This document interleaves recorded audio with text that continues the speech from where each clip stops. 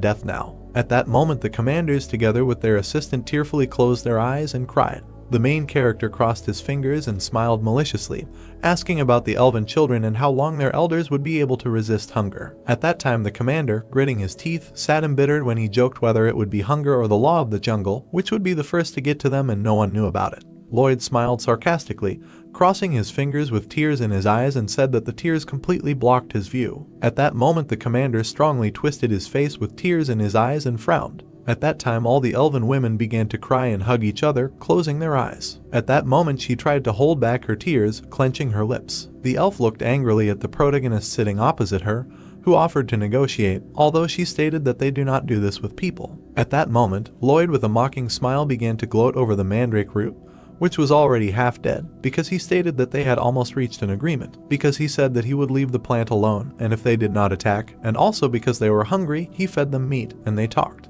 At this time, the commander looked at him angrily from under his brows, because he stated that this was the best moment to negotiate. Lloyd crossed his fingers and looked at the commander with a smile, stating, firstly, that they could offer the survival of their race. The blonde looked at the protagonist with disdain, having heard about the survival of her race. Lloyd sat on a stump with his arms crossed and said that they could make unlimited deliveries of pork and also supply bitumen coal. In the picture, Lloyd continued to make a mocking face and understood that if they found out that bitumen coal was made from wood, they would not like it very much, but they could omit this information. The blonde looked at him with displeasure, bulging her eyes. The brown-haired man at this time grinned, made a face, clapping his hand into his palm, explaining this by the fact that he was sure that they always dried meat before eating it, and now it was time to cook it deliciously and eat it. He also added that they would build a special freezer for them where they could store meat. The blonde at this time pressed her lips through her long hair. Xavier sat between the commander and the healthy elf when Muira asked about the terms of the deal. The brown-haired man sat on a stump with his fingers crossed and said that he also wanted to survive. If they did not agree to his conditions, then all his people would freeze to death.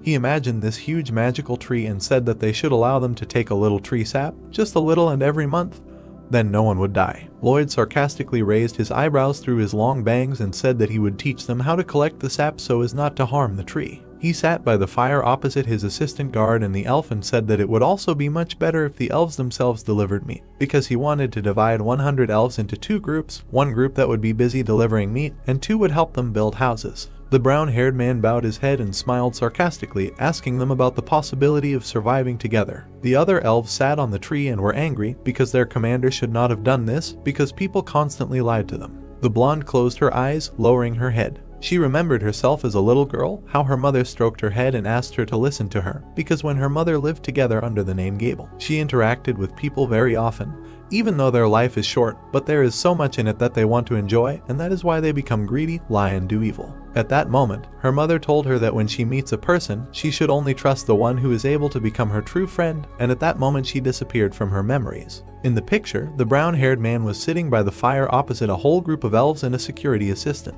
He stared at them through the light of the fire. The blonde calmly closed her eyes. A ray of light broke through the magic tree. She looked at the protagonist and said that she would not agree with him because she would only negotiate with someone who was considered her friend. Lloyd grabbed his face with anger and realized that he could have run into an iron wall. Have you ever wondered what a friend is? The brunette walked with a backpack on his back in a dark space because in his original world he was always alone and very poor and could barely take care of himself. The main character saw a group of guys in front of him who were mocking and smiling, and he realized that he wanted to be above this, so he attended various lectures and seminars on architecture. In those memories, he approached the cash register in a cafe because he tried not to pay attention to the mockery and sidelong glances when he was considered a poor man, and they did not understand why he went to such establishments, because his stench spoiled his entire appetite. At that moment, Lloyd was staring into space because it really hit his pride, but he had to hold on, and he knew that only studying and hard work would help him get out of poverty. And then one day, a bunch of meat was frying in a frying pan. In the real world, he was sitting at a table with a bunch of dishes, and opposite him sat a blonde friend who told his friend not to listen to these idiots because he had better grades. He always tried harder than others. In the picture, his friend was frying a piece of meat and wanted to turn it over because he adored local beef. At this time, the brunette brought a piece of meat on chopsticks and thanked him for the dinner. In the picture, the blonde smiled sarcastically and asked him if he had never tried beef. The protagonist at that moment widened his eyes in shock. At that moment, this blonde looked down on the guy and smiled sarcastically. He saw that mocking grin of the blonde because he had seen those faces all his life. He had the feeling that he was being fed like a stray dog, and he was doing a good deed just for himself. At that moment, tears appeared in Lloyd's stunned eyes, and they blurred his vision. He clenched his lips with pain in his soul, because he felt like a dirty dog that was picked up on the street. With tears in his eyes, he smiled happily because he had never tasted such a deliciousness in his life. At that moment, his friend, like an angel, opened his arms and was all glowing. Through his tears, the main character began to smile happily because he wanted to ask for more. At that moment, his friend smiled back and showed 3 fingers, thus expressing that he could have more. At that moment, they happily ran after each other around the city because he had become his only friend. Now Lloyd began to smile bloodthirstily with all 32 teeth and tried to understand what friendship is, because everything is good as long as he has meat. He immediately began to take pieces of meat out of his backpack. The hungry elf opened her eyes, seeing this glow like a piece of meat. At this time, Lloyd held out a raw piece of meat on the tongs. At this time, Muira with tears in her eyes and stuffed cheeks looked at the piece of meat. She immediately covered her mouth from such a delicacy. The other elves also tried this meat with tears in their eyes and stuffed cheeks. The commander immediately extended his hand and yet accepted his conditions, forgetting about the approval of the elders, and ordered her guys to feed her meat. The elves of the Eternal Radiance Forest, who had not contacted other tribes for 500 years, signed an agreement with the people from the Frontera estate. The main character, along with a squad of elves and a guard, entered the city. In the picture, an angry knight walked nearby and did not understand why he needed to fight if meat would solve everything. All the inhabitants of the city closely watched the detachment of elves that entered and Mr. Lloyd, who were trying to figure out who he would bring next time. At this time, Muira looked around in bewilderment. She looked at the wooden fence and realized that it was all created from the pain of plants, and she was afraid to see it with her own eyes. Then she turned her attention to the wooden door in the house. The blonde looked at the back of the main character, who explained that some people refused to eat animal meat because many had reasons for ethnicity, culture, personal choice, or others. Without turning his head, he lowered it and told the commander to stop being so stubborn and should already help each other, because he thought that only then they would be able to live a happy life. Yura looked away with displeasure and expressed understanding of what he wanted to say, but her heart needed to understand it too, and he added that she needed time. Then he looked back at her sarcastically, raising his eyebrows, and said that she should not deny herself another portion of meat while she thought.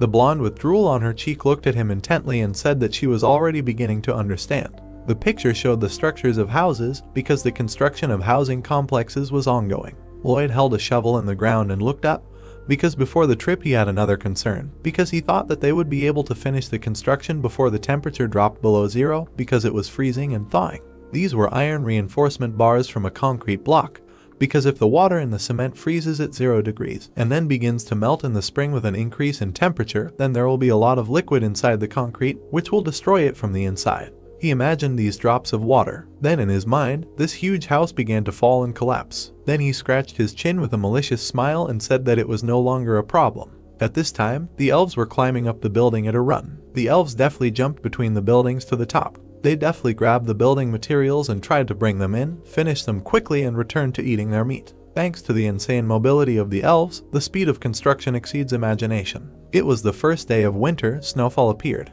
The construction of complexes 101 and 102 was completed, and these were ready-made buildings. In the picture, the main character and Xavier were climbing the stairs with the orcs because he had to conduct control tests in these 2 buildings this winter, and then further construction would be carried out with the goal of placing all the refugees in apartments by next autumn. And the key point of the test would be the resin of the Alencia tree and soybean paste, mixed in a ratio of 1 to 1000 for ideal insulation. He dipped his brush into the glowing liquid. They watched as the workers smeared the radiators with this liquid. Then Greg looked back at the protagonist, shouted that the insulation of the pipes from the 1st to the 8th floor was complete, and now someone should turn on the boiler on Lloyd's orders. These pipes began to pour hot water through themselves, which heated them up. It was a whole steam room where the guys sat in a sweat and felt incredible success. Then they left the building, and Lloyd shouted for the people to get ready for relocation. Then Xavier drew the twisted face of the gentleman because he thought that the priority was the move, but Lloyd shut him up. The knight immediately became embittered and twisted his face when he was told to shut up. Then the protagonist angrily pointed his finger at Bairn and ordered that families with children be settled first, then the elderly and the sick, and accommodate them taking into account their state of health. Xavier looked at the protagonist in amazement, who added that those who did not have enough space would be placed in separate rooms with heating this winter, and everyone would be well fed and warm. The protagonist at this time smiled maliciously with irony because he realized that this needed to be done so that later they would feel obligated and he could calmly ask them to work for him. Lloyd began to walk forward to the Baron because this winter they had no time for rest, although Xavier walked behind him and was irritated because calling him stupid would not be enough. The knight closed his eyes and thought about it. If you think about it, he is so strange, since his character has changed dramatically, and in the end he could not even hate him. At that moment, the main character's cloak was fluttering from the snowy wind, because he had become a real support for everyone around him. The two of them walked along the bridge. Then they squinted into the distance, trying to figure out if it was the sound of a trumpet or a towering signal of the approach of the royal envoy. It was a green-clad envoy who jumped up to get a letter from his inside pocket.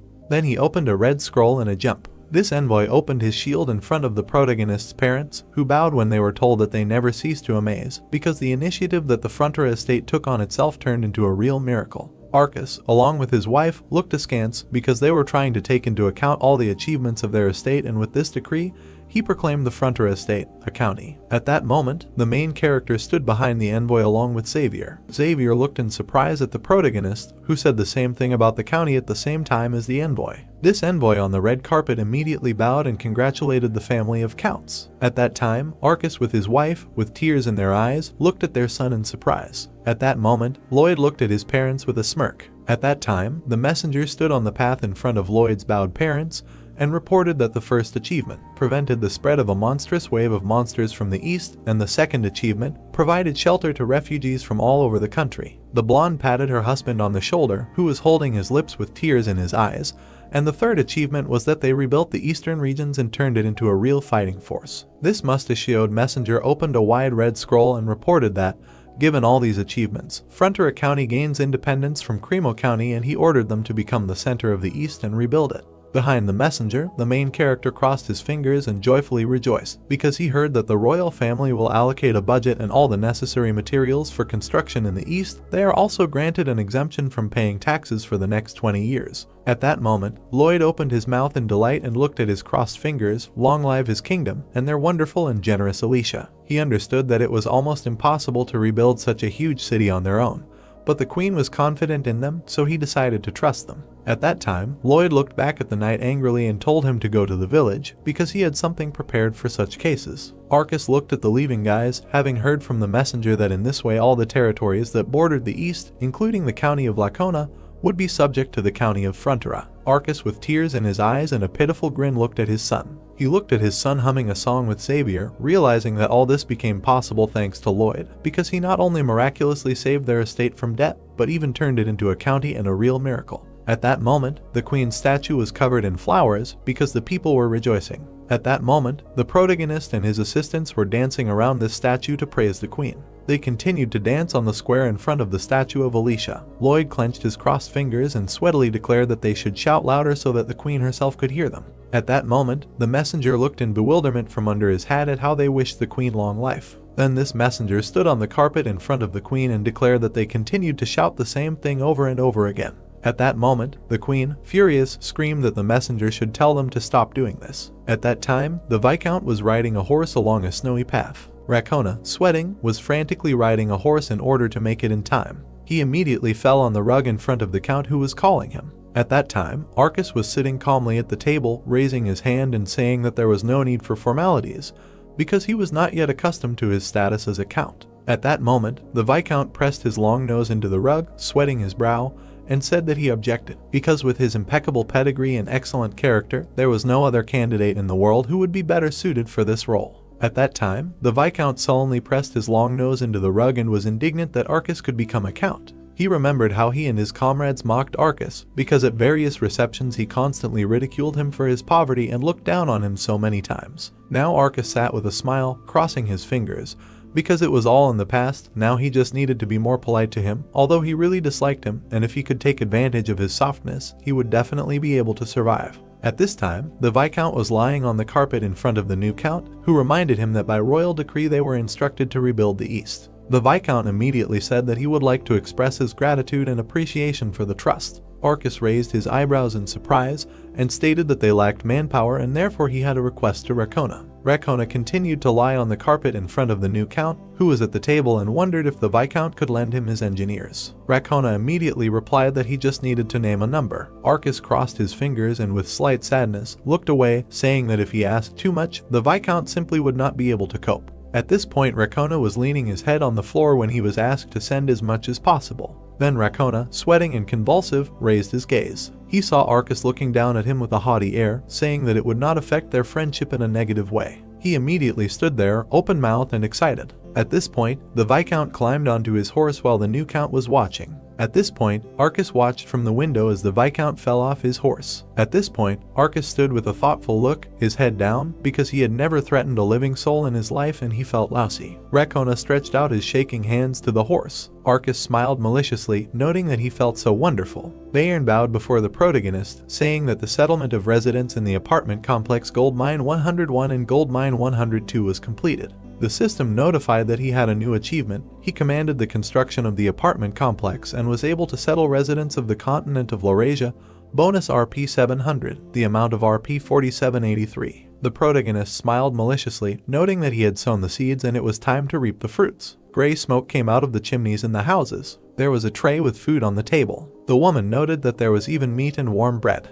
The boy thanked him for the food. The brunette looked at the man, inviting him to the table to eat with them. The man said that they should eat themselves since he had no appetite. The brown-haired man furrowed his brows, thinking that he was certainly grateful for everything, but in the past he worked tirelessly on the farm for his family, but now he can only rely on others. The man pressed his lips together, wondering how long he could live like this. The brown-haired man looked behind him when he heard the villagers calling out to Mr. Lloyd. The young master was waving his hand at the villagers. The man thanked the brown-haired man, asking how they could repay him for his kindness. Lloyd said that they shouldn't, asking if they were doing well. The villagers said that he saved their lives, thanking him for that. The old woman approached the protagonist, shedding tears, asking him to hold her hand before she died. Lloyd asked the woman not to speak and wished that she would outlive even him. The young gentleman hugged the little boy as the artist was drawing them. Lloyd said that they could do it. The little boy repeated after the protagonist. The protagonist waved at the villagers with a big smile, saying that it was all thanks to them and he loved them all. Xavier looked at the protagonist with a terrifying look, noting that he felt it.